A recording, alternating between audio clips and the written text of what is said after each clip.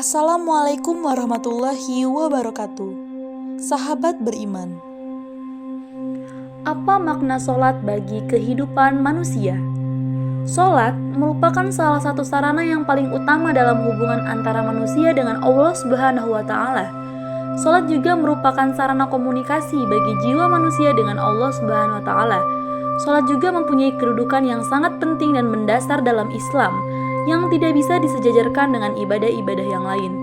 Sholat seringkali disebutkan dalam Al-Quran, diantaranya adalah Quran Surah At-Taubah ayat 18, Quran Surah Al-Baqarah ayat 45, Quran Surah Al-Baqarah ayat 110, Quran Surah Al-Baqarah ayat 177, Quran Surah Ar-Ra'd ayat 22, dan masih banyak lagi. Dari sekian ayat dalam surat-surat yang terdapat dalam Al-Quran tersebut, menunjukkan betapa pentingnya kedudukan sholat dalam kehidupan. Di antara pentingnya sholat dalam kehidupan adalah sebagai berikut. Pertama, sholat adalah tolak ukur amal, yang berarti bahwa kualitas amal seseorang ditentukan oleh sholatnya. Hal ini seperti disebutkan dalam hadis Rasulullah SAW yang diriwayatkan oleh Abu Daud dan At-Tirmizi, yaitu yang pertama, hal pertama yang akan dihisab kelak dari pembalasan adalah sholat. Apabila baik sholatnya, maka akan baik pula amal-amal lainnya, dan apabila sholatnya rusak, maka akan rusak pula amal-amal lainnya.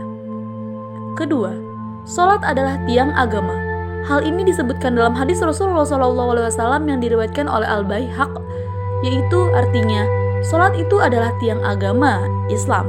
Maka barang siapa mendirikannya, maka sungguh ia telah mendirikan agama, dan barang siapa meninggalkannya, maka sungguh ia telah merubuhkan agama.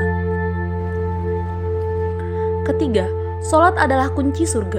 Hal ini disebutkan dalam hadis Rasulullah SAW yang diriwayatkan oleh Muslim dari Jabir yang dikutip dari kitabnya Ihya Ulumuddin. 4.